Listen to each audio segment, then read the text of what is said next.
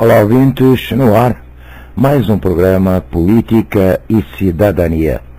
Um programa da Cultura Online Brasil que aborda os assuntos pontuais da semana nas áreas política e social, assuntos mais discutidos nas mídias convencionais e sociais da internet, no Brasil e no mundo. Um programa que está no ar todas as quartas-feiras, neste mesmo horário. Boa noite a todos e, mais uma vez, muito obrigado pela audiência. E o tema de hoje versará sobre colonialismo e neocolonialismo. Amigos ouvintes, a campanha contra a Petrobras, ela revela em seus fundamentos uma série de preconceitos, repetidos, e isso não é de agora, isso é desde o final do século XIX. E esses preconceitos eles se apresentam, especialmente nos meios de comunicação, revestidos de números, revestidos de exemplos e de vocabulário, um vocabulário até refinado, mas um vocabulário sempre condenando as iniciativas nacionalistas, confundidas ou transformadas em populismo, entendendo-se aqui o populismo como um sinônimo de irresponsabilidade política e econômica. Porque o vocabulário e as práticas econômicas defendidas na grande mídia, elas se originam no pensamento liberal, radicalizado no modelo neoliberal de nossos dias. E, lógico que nesse discurso é negada a existência de um sistema econômico nacional e até considerado pecado mortal a intervenção do Estado na economia. Voltando lá atrás, e isso no início do século XIX, o economista alemão Friedrich List, ele observou como mola do crescimento econômico dos Estados Unidos exatamente a forte presença do Estado na economia, seja subsidiando, até mesmo protegendo a iniciativa nacional.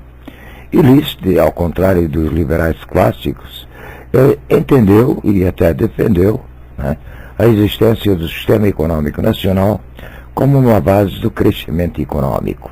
E defendeu também que este sistema econômico nacional ele seria amparado no conceito de nação ideal, ou seja, uma nação cujo princípio se aplicava perfeitamente aos Estados Unidos.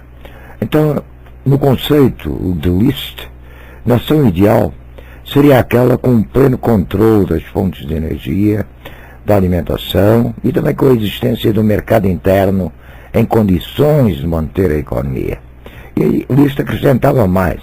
Ele disse também que ele viu também, seria melhor dizer, a necessidade de apoio dos países mais desenvolvidos aos mais atrasados, como sendo uma forma, inclusive, de garantir a paz. Já o neoliberalismo de nossos dias, ele defende exatamente o contrário.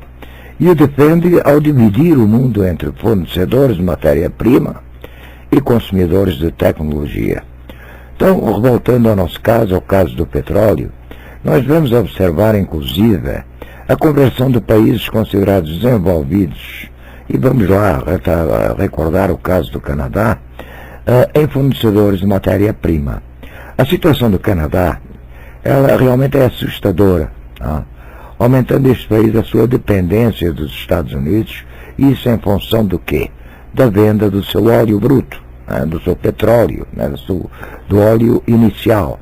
Então, amigos ouvintes, a negativa da existência do sistema econômico nacional acabou por criar a verdade neoliberal, entendendo qualquer alternativa ao modelo vigente como sendo uma alternativa falsa econômica ou então não ciência. E aqui eu faço também a ficção na qual existe o mercado controlado por forças naturais ou mágicas, cujo motor se encontra na livre concorrência. E aí se elegeram sábios, com total conhecimento da economia de ficção, cuja função diária nada mais é do que reforçar a superstição e punir até os eventuais hereges. E o exemplo que eu vos posso dar é aquele exemplo decorrente do sistema econômico nacional. Aqui nós temos o nacionalismo econômico como base do chamado Estado de bem-estar social. E este modelo econômico, não foi aqui que ele ganhou força. Ele ganhou força na Europa. Ganhou força na Europa do pós-guerra, principalmente na França, na Inglaterra e na Alemanha. No entanto, desde o agravamento da crise econômica em 2008, este modelo passou a receber ataques em nome da manutenção da ficção econômica neoliberal, se preocupando os governos com o pagamento dos juros aos banqueiros, isso em detrimento dos interesses dos trabalhadores.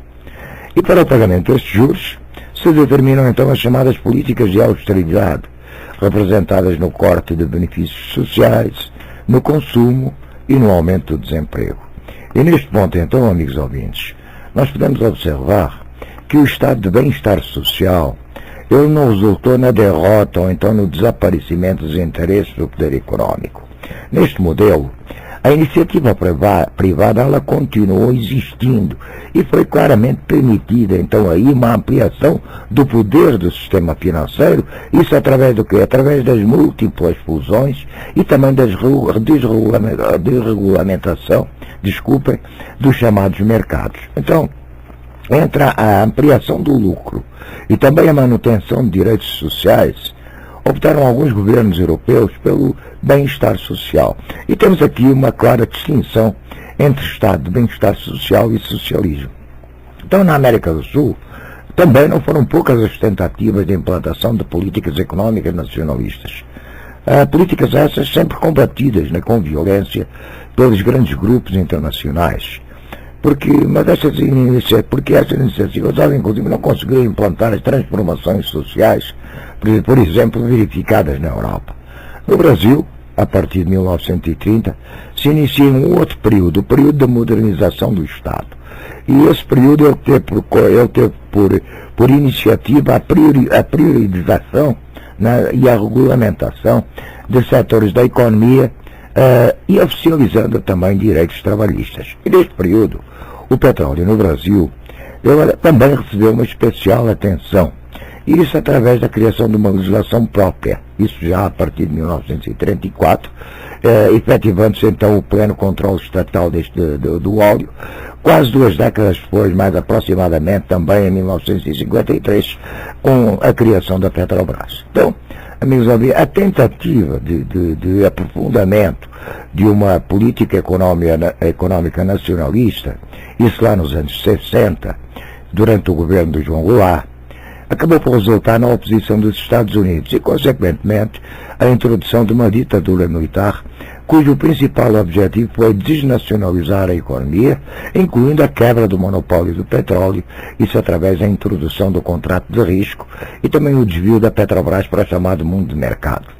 Então, durante esse mesmo período, nós, se estudarmos, se vasculharmos a história, nós iremos verificar exemplos semelhantes na Argentina, na Venezuela e também na Bolívia, sempre seguidos de golpes de Estado.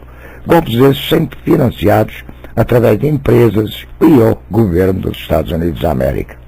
Atualmente, por exemplo, o caso da Venezuela, através do bolivarismo, representa um modelo de nacionalismo econômico, um modelo direcionado para a implantação de um estado de bem-estar social.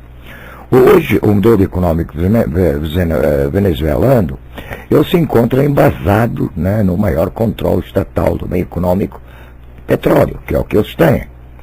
E se utilizam desse petróleo para o financiamento dos seus programas de assistência social, da educação, da pesquisa, da defesa e também da criação de empresas públicas, e não só, como também privadas, isso, lógico, nos diferentes setores da economia. A Bolívia também possui um modelo semelhante e consegue, igual à Venezuela, elevar determinados índices sociais, notadamente aqueles relativos à pobreza absoluta, à alfabetização e, sobretudo, à saúde, no que diz respeito à assistência médica. Mas o certo é que romper com o modelo neoliberal não constitui uma tarefa fácil, nunca foi. Porque as elites políticas e econômicas da América Latina, elas sobrevivem desde o século XV, associadas aos interesses exportadores.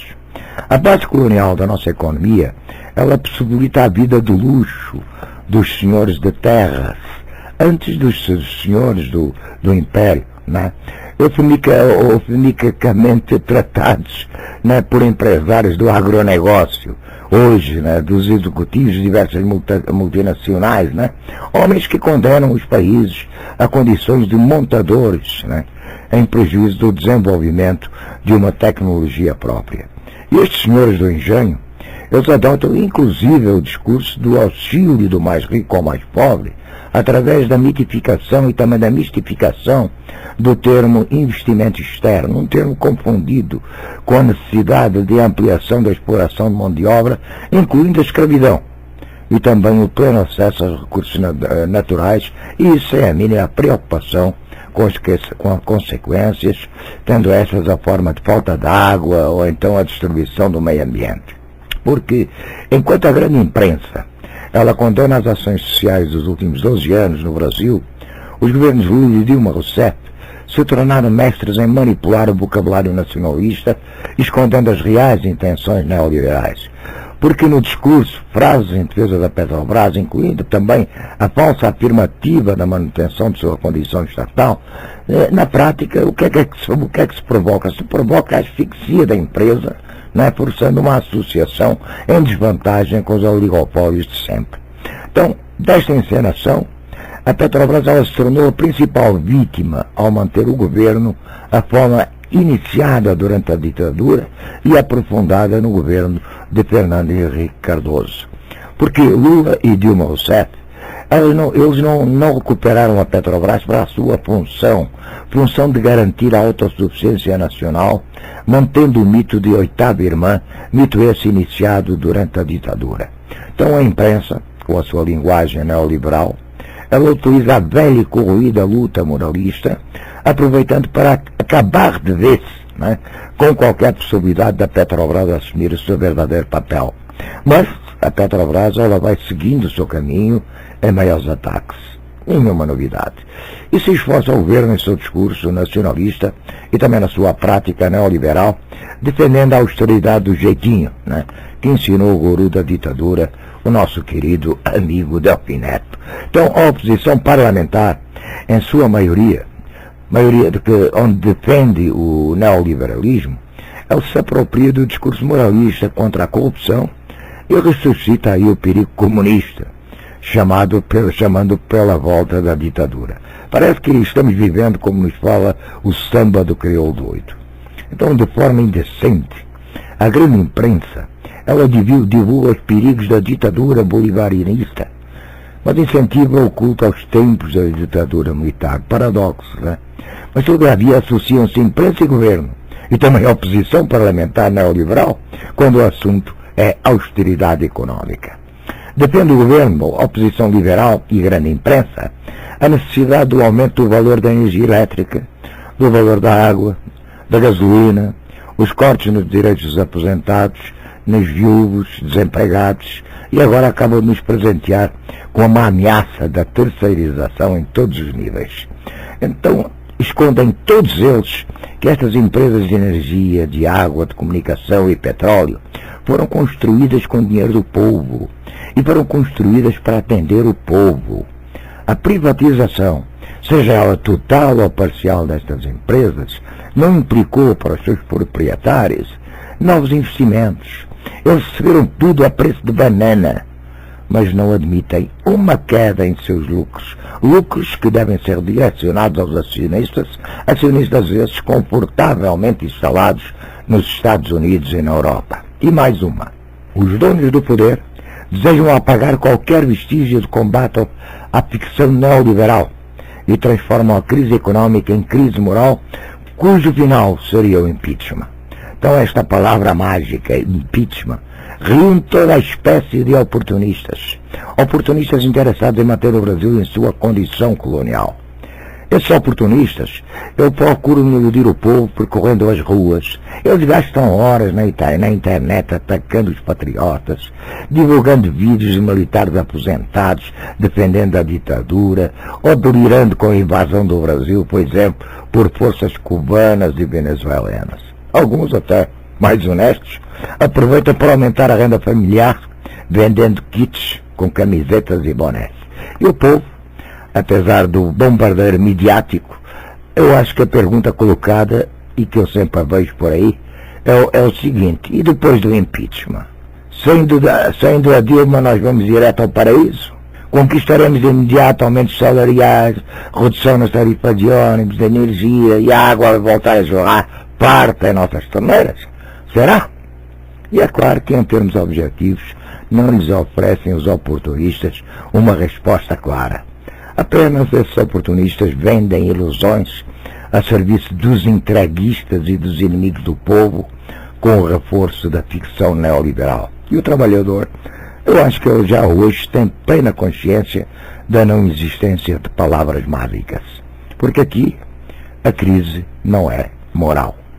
Então, o momento ele requer, sim, uma profunda modificação no modelo econômico, incluindo a ampliação dos direitos dos trabalhadores e da nacionalização dos recursos necessários à manutenção econômica nacional. Não ao retrocesso. Essa deve ser realmente a bandeira que nós devemos levantar na rua. Vocês fiquem por aí, eu vou tomar uma aguinha, eu volto já. Boa noite àqueles que estão chegando por aqui agora e mais uma vez, muito obrigado pela vossa audiência. A seguir eu vou falar sobre de onde é que vem esse nosso conservadorismo.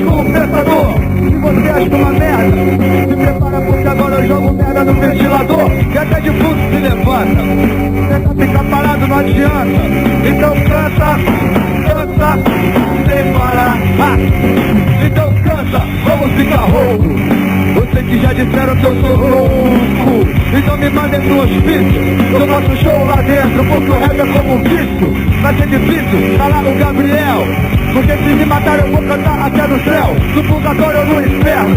Os homens morrem, mas os pensamentos são eternos. A vida é curta, é bom saber curtir, sem vacilar e aproveitar tudo de bom que surgir. E o que for ruim eu esqueço, não me aborreço. Quanto mais tropeços, mais eu cresço. Ainda é só o começo, vamos virar tudo pela vez. Ainda é só o começo, ainda é só o começo, ainda é só o começo, ainda é só o começo, ainda é só o começo, ainda é só o começo, ainda é só o começo, ainda é só o começo. Se prepara pra guerrilha, o microfone tá com pilha, vamos detonar os filha da puta, filha da puta, filha da puta. E são vários otários que vestem a carapuça. Eles vão ter que aturar, porque eu vou cagar e andar. Eles vão me criticar, ou se querem me mandar pro sanatório, porque eu incomodo mais do que o supositório. Supositório de insulto de muita gente. Eu comecei com o presidente, topei com várias pedras no caminho, mas fui em frente. Atualmente eu sei que eu não tô mais sozinho. E se você tá do meu lado, eu agradeço. Ainda é só o começo, ainda é só o começo, ainda é só o começo, ainda é só o começo, ainda é só o começo, ainda é só o começo. Diz aí, ainda é só o começo, ainda é só o começo, ainda é só o começo. Antigamente me diziam, cresce e apareça. Então eu cresci e apareço, não confunda rap de verdade com imitação. Segura aí, bundão.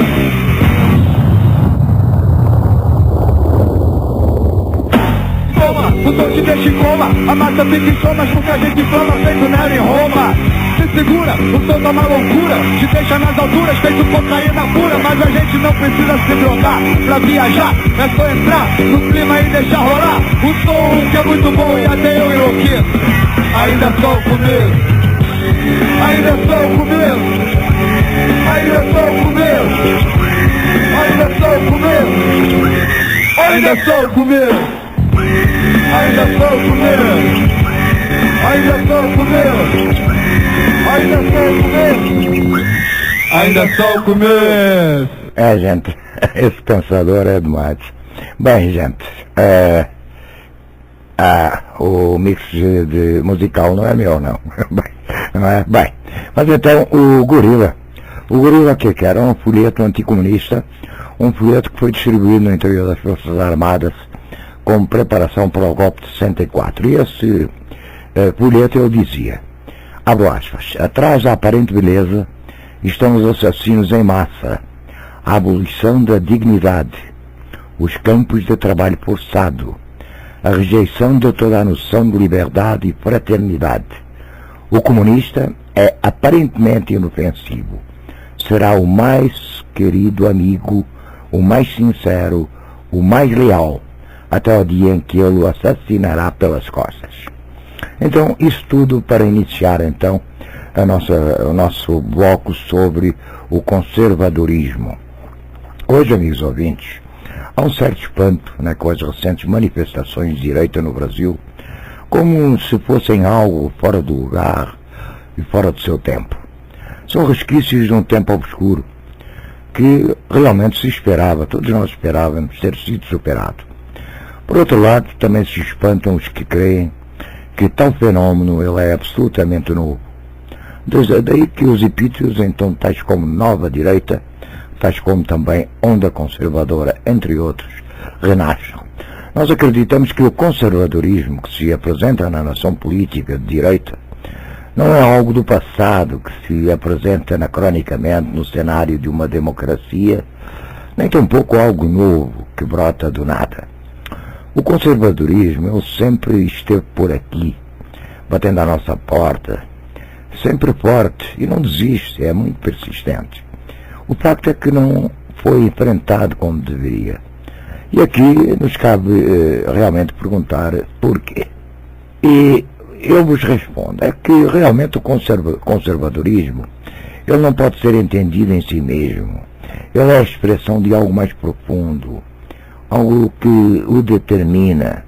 Nós estamos convencidos que ele é uma expressão da luta de classes, isto é, que manifesta em sua aparência a dinâmica de luta entre interesses antagônicos, interesses esses que formam a sociabilidade burguesa. E nessa direção, é importante então que começamos por delinear o cenário no qual o conservadorismo se apresenta. Se torna absolutamente necessário. Então, porque o impacto da ação de política de direita, ela somente espanta aqueles que julgavam que as classes sociais não eram mais categorias, categorias que poderiam explicar a sociedade contemporânea. E, de certa forma, aqui acabou por prevalecer uma estratégia política, estratégia essa que orientou de forma determinante a ação política dos trabalhadores, cuja ação ela esperava amenizar ou então contornar a luta de classes para que fosse possível aí um conjunto de reformas de baixa intensidade no longo prazo. E essa estratégia, denominada de democrática e popular, ela se fundamenta na convicção que a crise de autocracia burguesa permitiria então superar uma característica histórica da nossa formação social, isto é, trocando em miúdos, o seu caráter prussiano. Então, o Brasil realmente era uma sociedade com um Estado forte e uma sociedade civil fraca. E assim, com o fortalecimento da sociedade civil, acabou por se gerar um cenário no qual a disputa da hegemonia ela acabaria por favorecer as classes trabalhadoras, diminuindo-se aí então o espaço próprio da direita e favorecendo as políticas de esquerda. Mas não foi o que acabou por ocorrer, porque a estratégia burguesa de transição pelo alto, controlada e segura, venceu. Porque não porque não se tenha até fortalecido a sociedade civil burguesa e o Brasil não tenha se ocidentalizado nos termos gracianos, mas justamente pelo facto do fortalecimento da sociedade civil burguesa, ela ter acabado por criar aí um quadro no qual a hegemonia burguesa acabou por se consolidar, diminuindo e não ampliando o Estado para as políticas chamadas de esquerda. Então, há aqui duas incompreensões graves no que diz respeito ao conceito de hegemonia e, por conseguinte, da compreensão também do caráter do Estado. Porque acabou por prevalecer uma visão mecânica, eu diria, que acabou por associar também a autocracia, né, ao uso da força, e a democracia ao consenso. E dessa forma, amigos ouvintes, uma forma dictômica, ao optar pela disputa de hegemonia supostamente favorecida pelo favorecimento da sociedade civil burguesa, acabou por se retirar da paleta, né, de opções políticas o uso da força. Seja de esquerda, da esquerda abandonando a perspectiva da ruptura revolucionária, ou seja da direita, né, com a sua tradicional tendência golpista, que acaba por interromper os processos institucionais. Então, a maneira de contornar a luta de classe e até tornar possíveis as reformas de longo prazo não é outra senão o pacto social, isto é, deixar a burguesia ganhar seus lucros, criar as condições favoráveis para os seus negócios, enquanto que, pouco a pouco, gotejam melhorias pontuais para os mais pobres. E assim, a burguesia ela não teria razão para interromper o processo político e a disputa seria desviada para o terreno que interessaria aos trabalhadores. Ou seja, a disputa eleitoral e o reformismo da baixa intensidade gradualista, que intensidade essa que seria aceita pelas classes dominantes, uma vez que não se trata de nenhuma mudança socialista, mas de buscar uma maior justiça social. Então, neste cenário ideal, a direita e suas manifestações mais gritantes se isolariam. O conservadorismo iria cedendo espaço, né, para uma consciência social cada vez mais progressista e viveríamos felizes para sempre. Então aqui, amigos ouvintes, a primeira incompreensão ela é grave. É que a hegemonia de uma classe social ela não se define, pelo menos como grande se pensava a questão. Isso por quê? Pela mera disputa das consciências sociais e também da legitimidade. Mas tem as suas raízes lá nas relações sociais de produção e de propriedade determinantes numa certa época histórica. Então, a hegemonia ela nasce o quê? Da fábrica. Isso é o que dizia o comunista italiano, não é verdade? Mas querer reverter a direção moral de uma sociedade, mantendo as relações sociais de produção e formas de propriedade inalterada, é uma tarefa impossível. Da mesma forma, é impossível separar os dois elementos constitutivos do Estado, isto é, a coerção e a busca de consenso. E o Gramsci, eu já dizia, que o exercício normal da hegemonia no terreno tornado clássico do regime parlamentar se caracteriza pela combinação da força e do consenso que se equilibram de modo variado, sem que a força suplante muito consenso, mas, ao contrário, tentando fazer com que a força pareça apoiada no consenso da maioria. Então vejamos aqui que, combinados os elementos do par dialético, seja força, consentimento, né, o Estado burguês precisa apresentar a sua dominação de classe e é preciso de apresentá-la como expressão de um interesse geral e não de seus egoístas interesses particulares. Então esta é a função da ideologia. Mas como isso é possível? Bem, como já diziam o Marx e o Engels na ideologia alemã, as ideias dominantes em uma sociedade são as ideias das classes dominantes. Mas estas só são dominantes. Por quê? Porque elas expressam no campo das ideias as relações que fazem de uma classe e classe dominante. Então, tal aproximação teórica ela é essencial para que aí possamos compreender o nosso tema de hoje. O conservadorismo, ele não é um desvio cognitivo ou moral. Não é fruto também de uma educação mal feita, ou então de preconceitos vazios de significado. O conservadorismo, amigos ouvintes, é uma das expressões da consciência reificada. Isso nos termos de Lukács, ou do chamado senso comum, nas palavras de Gramsci. Isto é um expresso, é uma expressa da consciência, uma expressão da consciência imediata que prevalece em uma certa sociedade e que acaba por se manifestar, ainda que de forma até desordenada e até por vezes bizarra, né? Mas aqueles valores determinantes que têm por fundamento as relações sociais também pré-determinadas. Então, as características destas consciências imediata já foram delineadas também por Lukács e se centram nos seguintes aspectos. Primeiro, a imediaticidade, o que significa que é uma consciência que se forma nas relações imediatas do ser social, né, com as coisas e pessoas próximas, isso nos contextos presenciais e que tem por horizonte de ação o tempo presente. E depois, na heterogeneidade, o que implica que as diferentes esferas de ação da pessoa no trabalho, seja na vida efetiva, seja nos vínculos consagrados, o que inclui aqui o futebol além da religião, mas todos esses vínculos na adesão a valores morais, a valores que ganham uma autonomia e que existem lado a lado, sem exigência de coerência entre os elementos, que acabam por conformar um determinado modo de vida e também uma correspondente concepção de ideal do mundo.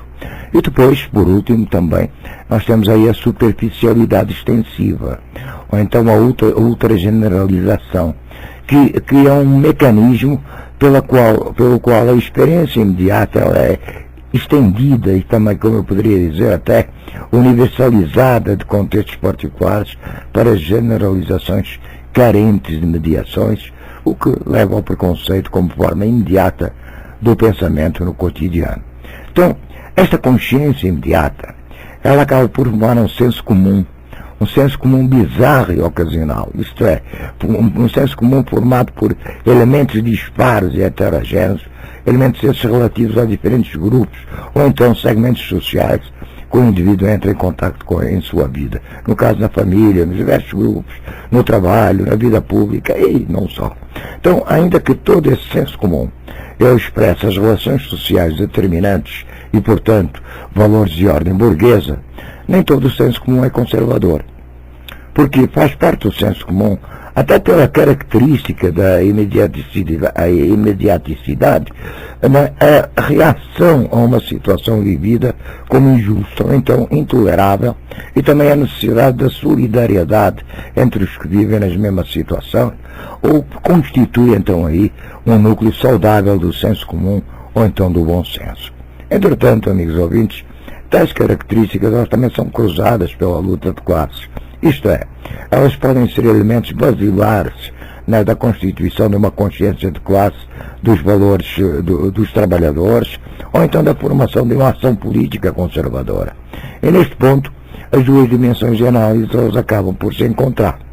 Porque a estratégia gradualista e também o governo do Pacto Social que dela deriva, eles desarmam a consciência de classe forjada nas décadas anteriores e acabam por criar uma situação na qual a consciência dos trabalhadores se reverte novamente em alienação, em serialidade, fornecendo o senso comum e fortalecendo-o. Então, a consciência de classe dos trabalhadores, ela pressupõe uma clara definição do inimigo, como já nos dizia Marx, né? Mas para quê? Para que os trabalhadores se vejam como uma classe que pode representar uma alternativa universal para a sociedade. Outra classe tem que se expressar como um empecilho universal. Um entrave esse que precisa ser superado. Ou então, como nos dizia Freud, só é possível manter alguns em união quando se dirige o ódio para outros. Mas o certo é que o pacto social e a política de pequena burguesia, ela procura diluir as diferenciações de classe em outras coisas. E isso tudo com a enganosa ideia de nação. Então ocorre aqui que a consciência de classe não é uma naturalidade sociológica, de forma que cada classe tem a consciência que lhe corresponde. Mas ela se forma onde? Ela se forma na ação política desta classe. E em grande medida, pela forma política que assume a sua vanguarda. Então, uma ação política classista, ela gera o quê? Ela gera um forte sentimento de pertencimento e, sobretudo, de identidade de classe.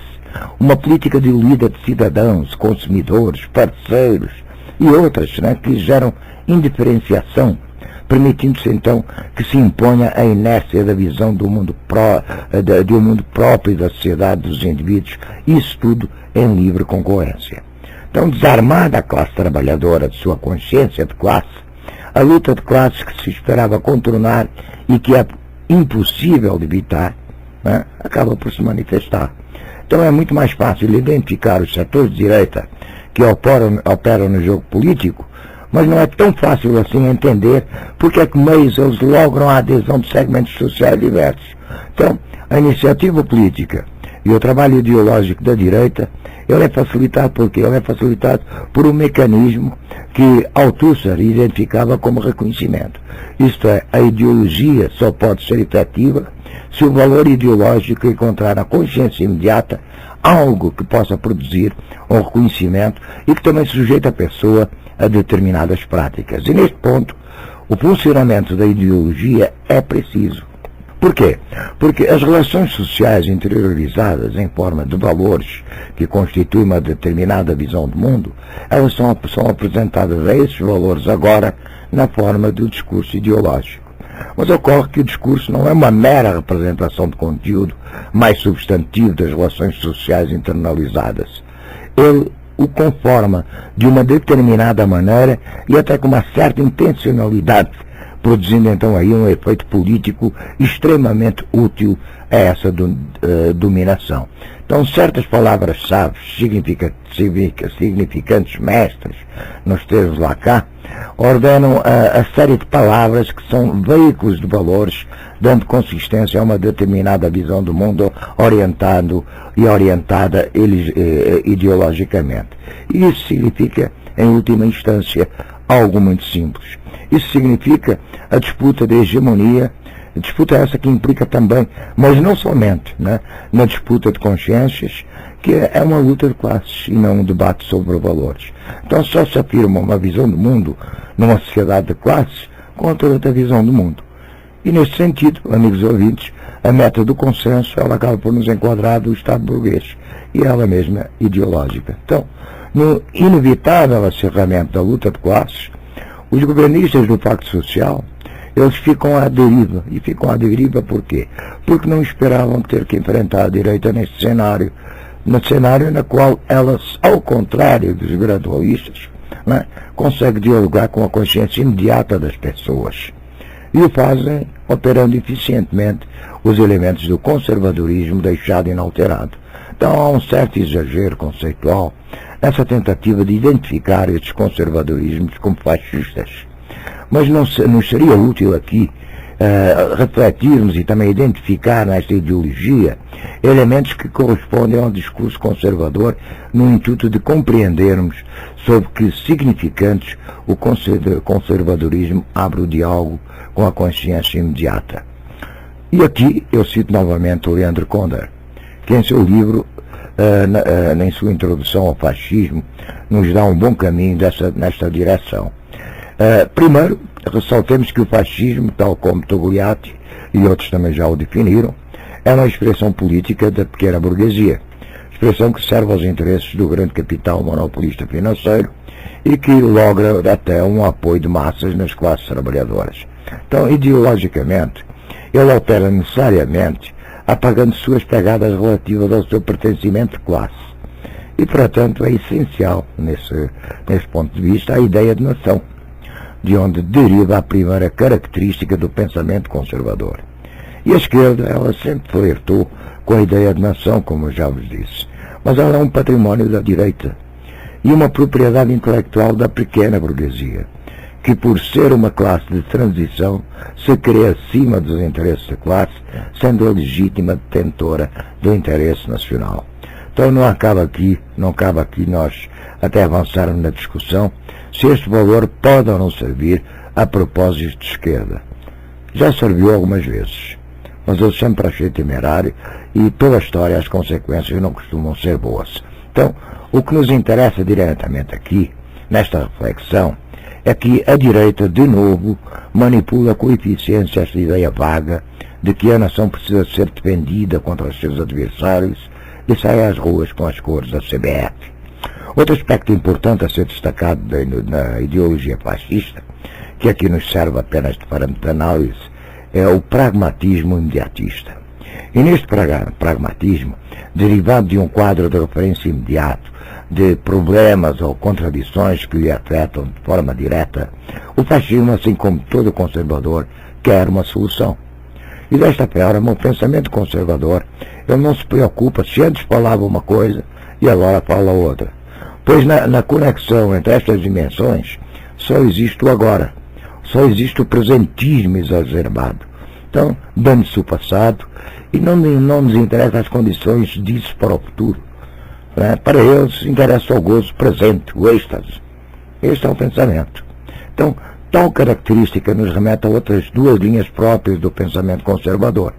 Quais são? A dizer, por exemplo, a preponderância das paixões e o irracionalismo. Então, como não existem determinações mais profundas, além da aparência dos fenômenos, assim como também não existe história que articule formas passadas às presentes, tudo se resume à reação instintiva e animal, as paixões. Daí o conservador é, por natureza, violento e irracional. E eu vos trago aqui um fato ocorrido semanas atrás, né, onde um fotógrafo mineiro foi agredido na manifestação da direita porque se parecia com Lula. Ora, vejam bem, amigos, um ser racional não agrediria alguém por querer participar de ato público. Mas um ser irracional não se permite perguntar a algo ainda mais elementar. O que é que estaria fazendo o ex-presidente da República disfarçado de repórter num ato da direita? Então, tentar buscar algum tipo de racionalidade na direita conservadora é realmente uma tarefa inútil e dificílima. Porque assim como a Globo tentando derivar de atos de dos atos de uma pauta, quando se via claramente um exercício sistemático de ódio, ou ainda a Presidente Dilma e seus perdidos ministros, reafirmando que estão abertos ao diálogo com o povo que pede as suas cabeças, então há um aspecto aqui que deriva tanto do nacionalismo como do imediatismo e também do irracionalismo apaixonado, ou seja, o preconceito. Então todo fascista e a maioria dos conservadores, eles têm que desembocar mais cedo ou mais tarde em algum tipo de supremacia que justifica a sua ação. E aqui ganha até uma densidade visível a operação do princípio freudiano, segundo o qual o que permite a solidificação da identidade grupal é a transferência do ódio para algo ou alguém fora do grupo. Então é preciso criar aqui um estigma, um preconceito, para que a paixão violenta se expresse. E não basta a oposição a um governo, um debate sobre alternativas de sociedade. Isto tudo é racional demais para eles. É preciso colar algo mais atávico, mais efetivo, né? Mais afetivo também, que mobilize paixões irracionais. E daí, então, a funcionalidade dos estigmas, e entre eles do anticomunismo, ainda que o alvo da raiva não seja nem de longe algo parecido com uma alternativa comunista. E desta maneira eu posso atacar, eu posso pedir um impeachment, eu posso xingar, eu posso desejar matar, e até acusar sem entender o porquê. Simplesmente porque é comunista. Como poderia ser um judeu, como poderia ser um negro, como poderia ser um homossexual, etc, etc, etc. Então, o conservadorismo realmente é sempre elitista. Porque a noção de supremacia, seja radical, ou racial, ou outra qualquer, age aqui com a convicção de que o governo deve ser entregue a uma elite capaz, uma elite forte e moralmente firme, né, para conduzir a sociedade, a manada, na direção correta.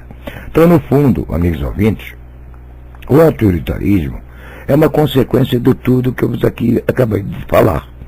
Pois aquele que clama contra o desvio moral, o risco da corrupção, na verdade está clamando por controle, inclusive contra os seus próprios impulsos. Então o que nos salta aos olhos é que estes elementos do discurso ideológico conservador, eles produzem a função do reconhecimento com os elementos da consciência imediata reificada, com o senso comum. Por outro lado também, a consciência de classe e a prática também política da direita é revelada por sua particularidade e a natureza de seus interesses de classe. No entanto, amigos ouvintes, esta não é uma mera operação racional. Em grande medida, a luta de classes, ela exige que a transição da alienação para a consciência de classes também opere com mecanismos subjetivos, mecanismos de identidade de classe, mecanismos de formação de uma nova subjetividade e, sobretudo, de transformação cultural. Então, contra esta ofensiva da direita, que era inevitável, seria necessária agora uma classe trabalhadora que, constituída enquanto classe e também portadora de valores e uma visão do mundo revolucionária, que visse na ameaça fascista a necessidade de sua maior unidade. Eu sempre defendi que realmente os nossos partidos de esquerda sempre se mantiveram desunidos, sempre atenderam a interesses pessoais e nunca a ideologias. E é sobretudo necessário, se realmente nós não queremos outro retrocesso, né, que realmente essa esquerda se una e entrem realmente no ponto comum, para que realmente aí sim mostrem que estão do lado do trabalhador.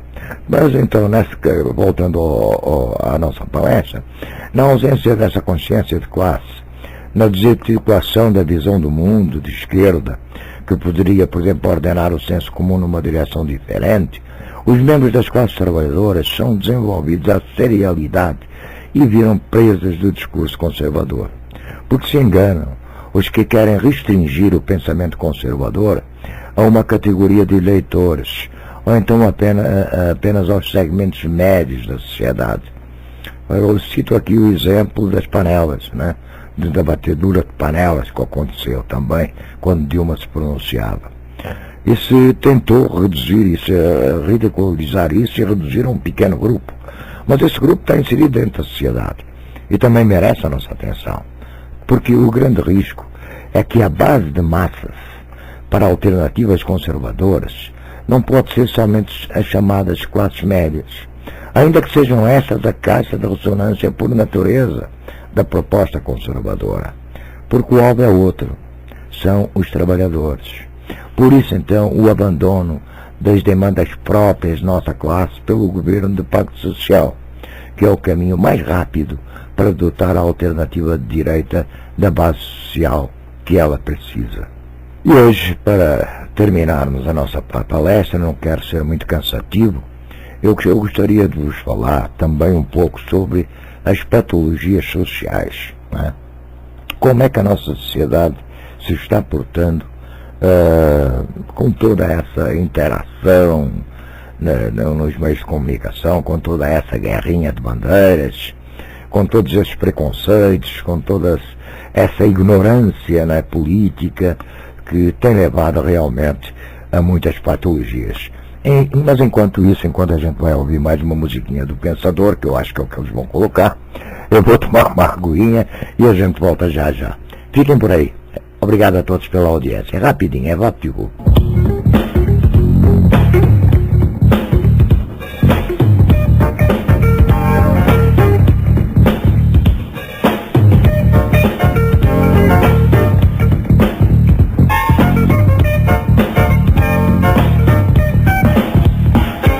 Nascemos, fomos programados para conquistar muitas mulheres. Se quiséssemos ser considerados homens com H, homens de bem. Um cabra macho, um macho bem. Existem vários rótulos, chamem como quiser, mas o caso é que os moleques são treinados pra caçar mulher. Isso vem desde o berçário.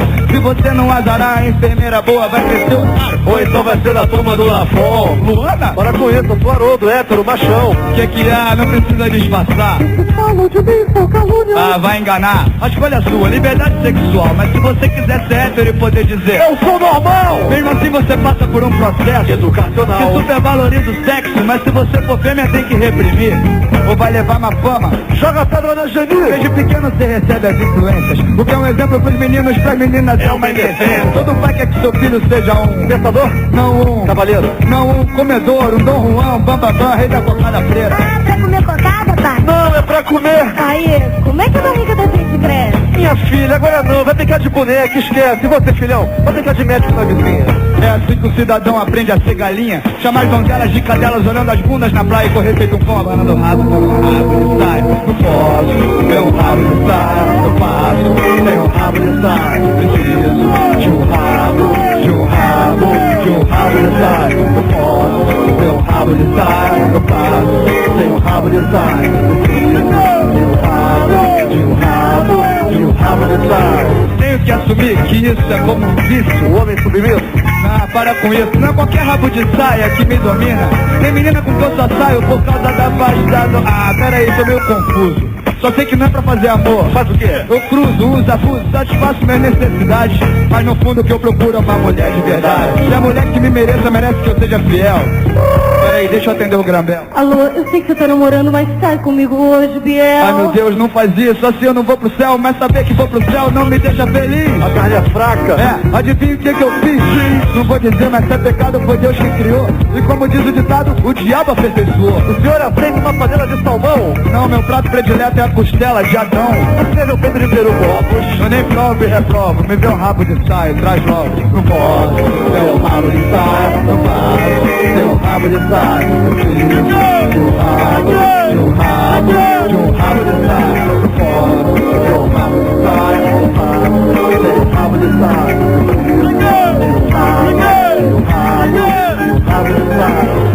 Às vezes é esculacho, não sei de qual cabeça eu penso, vai de cima ou eu acho que talvez seja melhor seguir o instinto.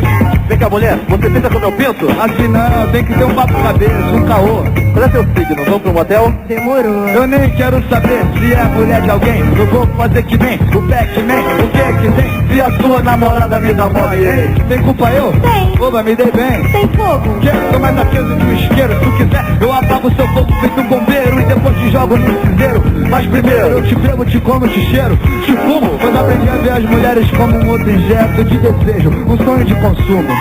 Nesse imenso shopping center, um bom par de pernas deixa a gente feito Capitão Caverna.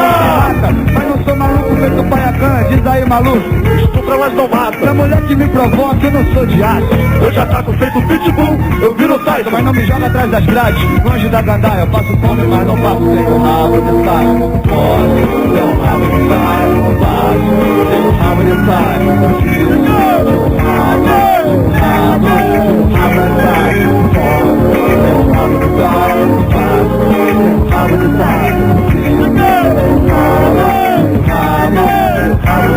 Minha alma não é pequena, mas nem tudo vale a pena, entende? Tem coisas de que a gente se arrepende. Tem rabo de saia que você olha depois e se pergunta: pelo amor de Deus, como é que foi possível? Baixei o nível, que coisa horrível. Isto é incrível. Mas não me chame de mal comportado, chame pra conta exatamente de acordo com o modelo existente para o homem do mundo atual. Não sou nenhum tarado, nenhum maníaco sexual.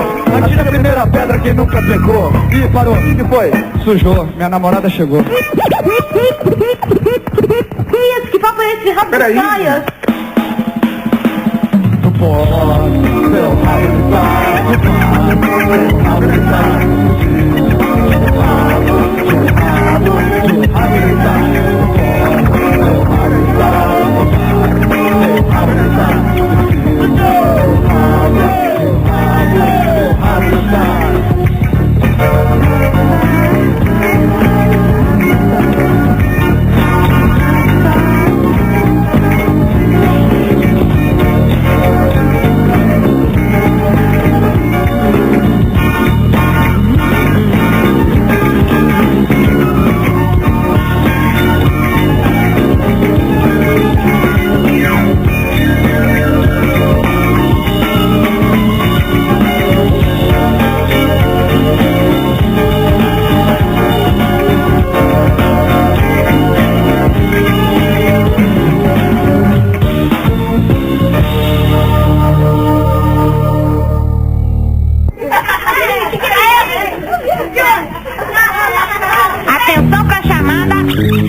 Bem, gente, de volta então. Bem, o que acabamos de ouvir não deixa de ser uma patologia também.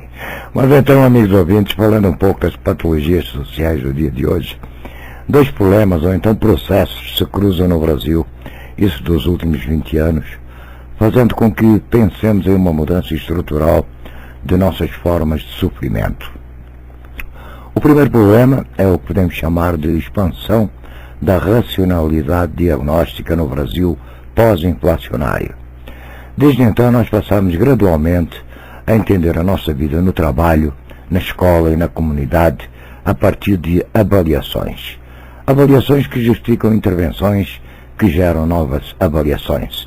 Avaliações métricas, orientação para resultados, comparações e cálculo de valores, isso de valores agregados, se tornam parte de nossa forma de vida comum como nunca antes.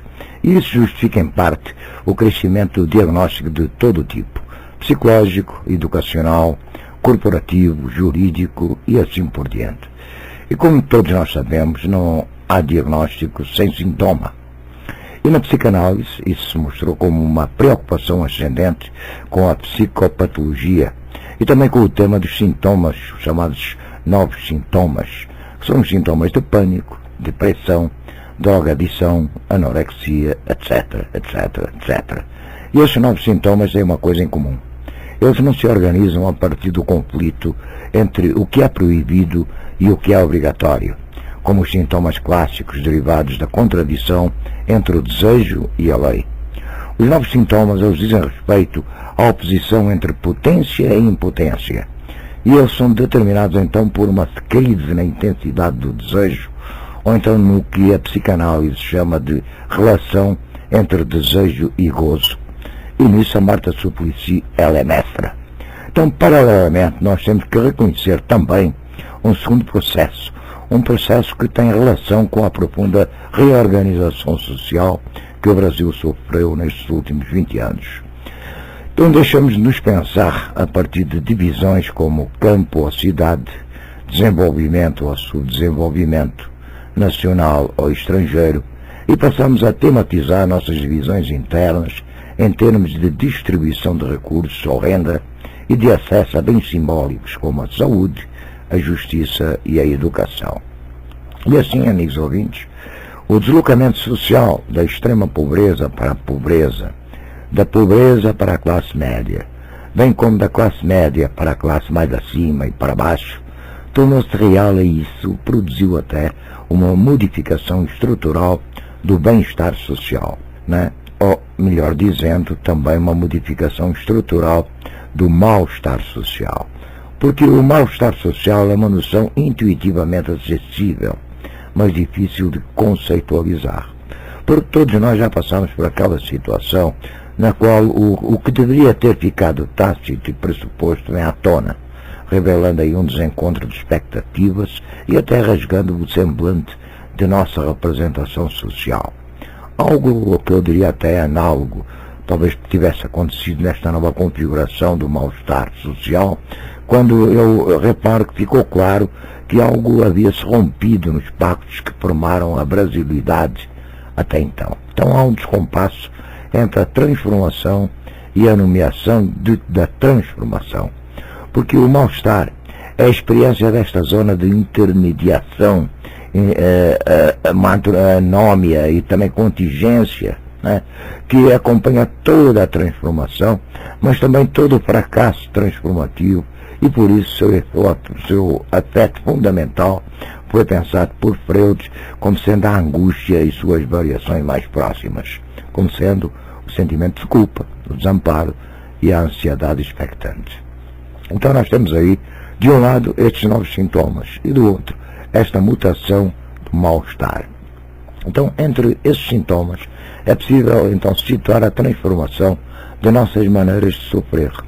O sofrimento ele possui três características importantes que o explicam porque ele é uma espécie de ponto ou até de caminho pelo qual nós particularizamos o mal-estar nas formas de sintomas.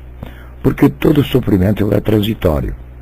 Porque quando sofremos, nós criamos identificações nas quais o agente e o paciente da ação se determinam mutuamente. Vocês vão entender que isto aqui está absolutamente dentro do contexto do programa de hoje. Mas eu precisei dar uma passadinha por esta análise para que vocês então, a gente possa então concluir a palestra de hoje. E eu vos trago um exemplo. Uma pessoa querida adoece, por exemplo. Ela sofre porque perde sua saúde. Vocês acabam sofrendo porque ela sofre. Ela sofre porque você sofre porque ela sofre. E assim por diante, envolvendo todos o que amam aquela que sofre. Estão vendo aí o quê? A irresistível tentação, diante de uma história de sofrimento, de contar uma história pior. Uma história mais trágica, uma história mais infeliz, uma história mais terrível. Mas o sofrimento, ele depende de relações de reconhecimento. Então, a experiência de sofrimento que é reconhecida, seja por aqueles que nos cercam, seja pelo Estado, é diferente do sofrimento sobre o qual paira o silêncio, a invisibilidade ou a indiferença. Então, há, portanto, uma política de sofrimento que estabelece para cada comunidade qual demanda deve ser sancionada como legítima e qual deve ser reduzida ao que Freud chamava de sofrimento ordinário, Ou seja, o sofrimento se estrutura como uma narrativa. E é aqui, então, nós vamos começar a entender. Porque, ao contrário da dor que permanece mais ou menos igual a si mesma, o sofrimento ele se exprime em sérias uma série de transformativas, e aí ele acaba por se realizar por meio de um enredo que ele convoca através de personagens, como por exemplo a vítima e o carrasco. Então, a experiência de sofrimento, ela envolve a transferência e também a partilha de um saber sobre suas causas, sobre seus motivos, sobre as suas razões. E o sofrimento ele varia radicalmente em conformidade com o saber que se organiza em torno e por meio desse sofrimento. Então, para efeitos de simplificação, eu poderia vos dizer que essas três condições de sofrimento, elas se sintetizam no que os filósofos antigos chamavam de sentimento. Porque o sentimento é uma categoria essencialmente social, uma categoria que reúne e resolve as contradições inerentes ao mal-estar. Eu disse anteriormente para vocês que o mal-estar é sempre um fracasso de nomeação. E quando ele se nomeia perfeitamente, o pior se enuncia no horizonte. Ora, um índice como o mal-estar, ele se combina com os sintomas na experiência do reconhecimento narrativa e transitiva do sofrimento, é justamente a noção de sentimento. Então, como dizia Lacan, o sentimento mente, mas é esta mentira que nos permite localizar outro lugar, onde estará então o grão da verdade faltante. Então, o que caracteriza o Brasil dos anos 1984 em diante não é apenas uma redemocratização do país, a abertura gradual de sua economia ou então a modernização de suas práticas institucionais. Nós mudamos nossa forma de sofrer. E como eu argumentei antes, né, de reconhecer, de partilhar, de narrar nosso sofrimento.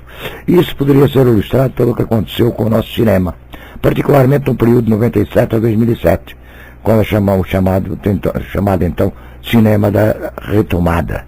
De repente, 4 temas ganharam as telas: a tradição, a traição, a vingança, a invasão de privacidade, a deriva errática de destinos e a cosmética da fome e a cosmética da pobreza. Então, todas essas narrativas, elas são convergentes com o nome que encontramos para o nosso novo mal-estar, a violência. Meu argumento aqui não é apenas constatativo, não. Ele aponta, amigos ouvintes, para o facto de que a violência está sobrecarregando e condensando muita coisa. Talvez até coisas demais. A corrupção, a diferença de classes, a tensão entre géneros, a má distribuição de recursos, a precariedade institucional, a drogalização, etc. Ou seja, o engodo está em pensar que tudo isso tem um só nome: violência. E que, portanto, ao combatermos estes problemas, nós estamos resolvendo todo o resto que nele se comprime. Eu cito o caso aqui da redução da minoridade penal. Nada mais falso. Então, há um antropólogo chamado Clemens, que na década de 30 do século passado, ele fez uma pesquisa transcultural, estudando com os diferentes povos e civilizações, que narram o seu sentimento, o seu sofrimento, quero dizer, notadamente no contexto de interpretação social da existência de adoecimento e também na interpretação narrativa de suas causas. E o que é que ele observou? Ele observou que a nossa imaginação, quanto às diferentes maneiras de sofrer, é bastante curta e repetitiva. Nós não conseguimos sair de 4 hipóteses. Violação de um pacto, ou seja, nós acreditamos que o sofrimento deriva do não cumprimento de um pacto, ou então da sua não realização adequada, ou então da usurpação de seu sentido. E essa é a nossa teoria trivial de que estamos em desgraça. E que se estamos em desgraça é porque algo ou alguém está descumprindo a lei. Como se todos agissem em conformidade e adequação com a lei, o sofrimento ele se extinguiria. Ora, amigos ouvintes, se no Brasil, dos últimos 20 anos, há uma maneira nova de pensar o pacto social que acaba por inverter esta teoria. Porque surgiu uma percepção de que a lei pode ser usada de forma contrária ao espírito do pacto que a originou. E isso acaba por criar o quê? Um sentimento social que domina uma das nossas novas narrativas de sofrimento.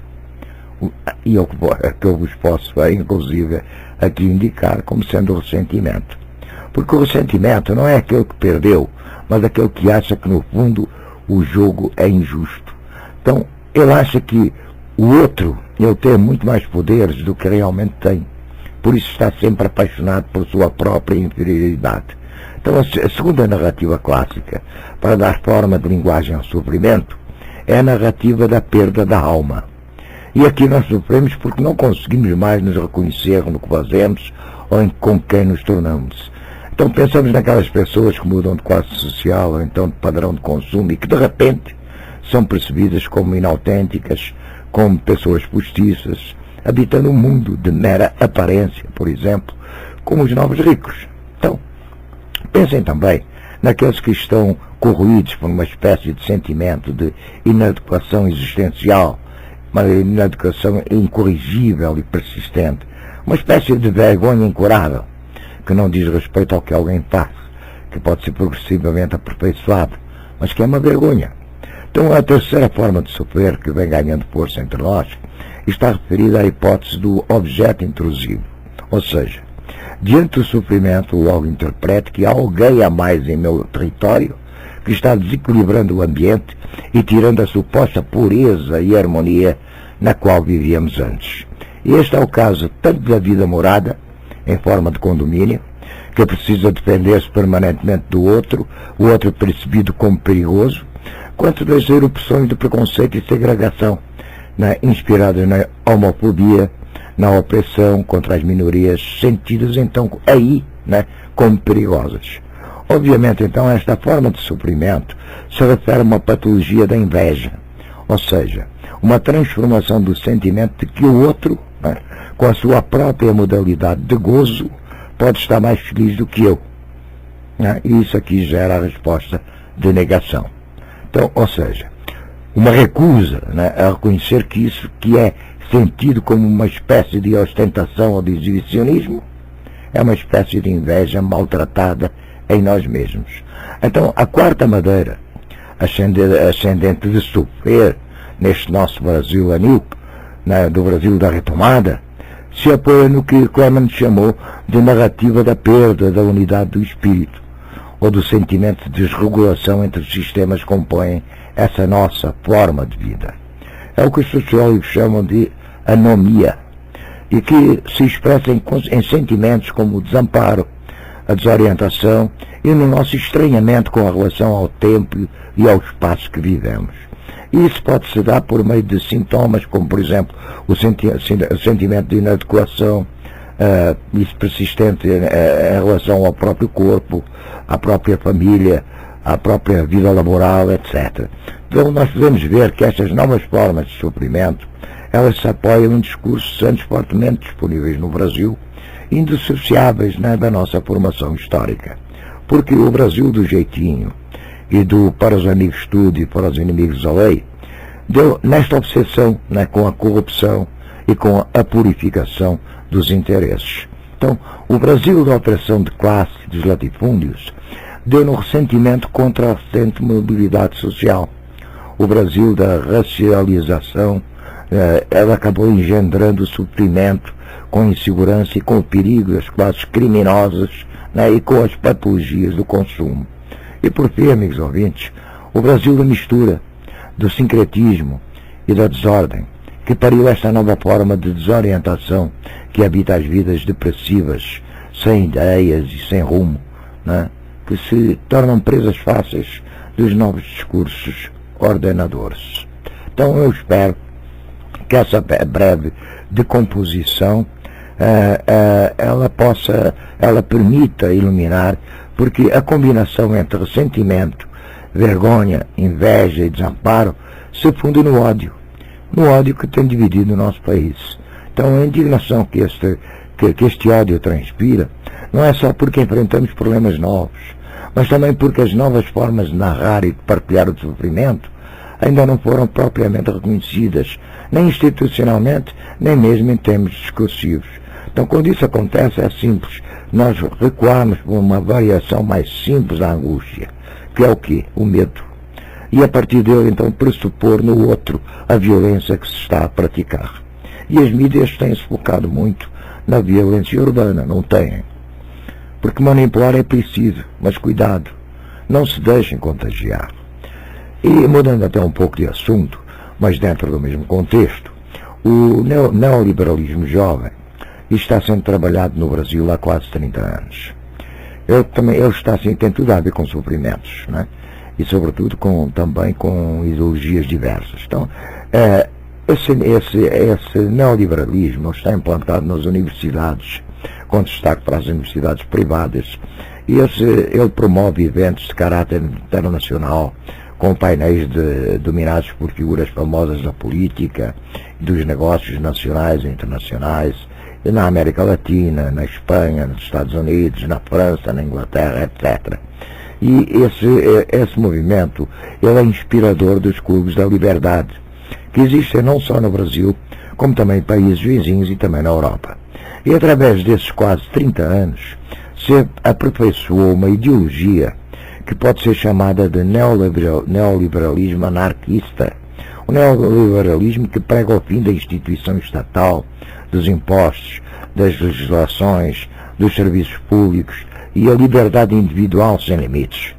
Como já citei outras vezes neste mesmo espaço, neste mesmo programa, os seus inspiradores são o economista austríaco Ludwig von Mises, já falecido, o contemporâneo de Milton Friedman e a escritora russa norte-americana Ayn Rand, também já falecida. Todos eles com livros traduzidos para o português e encontráveis nas boas livrarias ligadas aos cartéis editoriais norte-americanos. Obviamente, amigos ouvintes, outros agentes se agregaram no decorrer das décadas, a nível de complementariedade, sempre na linha de interesses dos países hegemónicos que constituem o cerne da construção da nova ordem mundial, que tem como alguma das suas instâncias de reuniões e debates o Clube de Bilderberg e o Clube de Roma, entre outros. Então, o Clube de Roma, para quem não se lembra ou não sabe, foi quem recomendou a pesquisa com vírus novos, entre os quais foram produzidos os transgénicos HIV e ébola, isso a partir de vírus causadores de zoonoses vulgares. Casualmente, até FHC foi um dos sócios desse clube em algum momento de sua vida. Mas nas manifestações do dia 15 de março, foi amplamente divulgado que os seus financiadores eram o Sr. Lehmann e outros amigos, todos da área da cervejaria e ligados à transnacional Interbet, com sede na Suíça e por aqui com interesse na Ambev no Brasil. Então não há segredo a esse respeito. Os movimentos jovens, menos ostensivamente classe média, eles são instruídos via Facebook por grupos norte-americanos de inspiração na linha da Primavera Árabe, cuja estratégia e metodologia foi aperfeiçoada pela Escola da Revolução Canvas, lá na Sérvia. A mesma que financiada pela CIA, ajudou a derrubar o Milosevic. Então, hoje parece ser então uma instância autónoma, que pode ser contratada por quem quiser desestabilizar governos legalmente eleitos, sem se expor em demasia. Em 2013, gabava-se essa escola de já ter promovido intervenções em 35 países. E quem nos diz isso, quem diz que isso, para mim, como teoria da conspiração, realmente não sabe o que diz. Porque é impossível, amigos, fazer uma boa derrubada de governo, organizar um bom golpe ou uma boa intervenção sem uma boa preparação, ou seja, uma boa e competente conspiração. E essas coisas não acontecem espontaneamente pela graça divina, mas são objeto de muito trabalho de espionagem e, sobretudo, de subversão das mentes antes de passar às ações visíveis e também antes de envolver outras forças com as suas atividades e as suas finalizações. E antes do golpe, há que se implantar o tal mal-estar social. No Brasil, há várias entidades ligadas com o processo, que inclusive já foram entrevistadas pelo Roda Viva, mas evidentemente sem revelarem o seu financiamento externo. No mundo, o tema é mais ou menos conhecido e reconhecido. No Brasil, ninguém nunca sabe nada. Na verdade, nunca sabe, nunca viu, nunca foi comigo. mas também pudera, né? Eles assistem ao Jornal Nacional toda a santa noite. Então, não podemos esperar outra coisa, senão o cuidado, né? Com aquilo que a gente ouve, com aquilo que a gente lê, e sobretudo a ponderação, ela deve fazer parte do dia a dia das pessoas mais esclarecidas. Boa noite a todos e mais uma vez, muito obrigado pela audiência e até ao próximo programa Política e Cidadania. Um abraço a todos.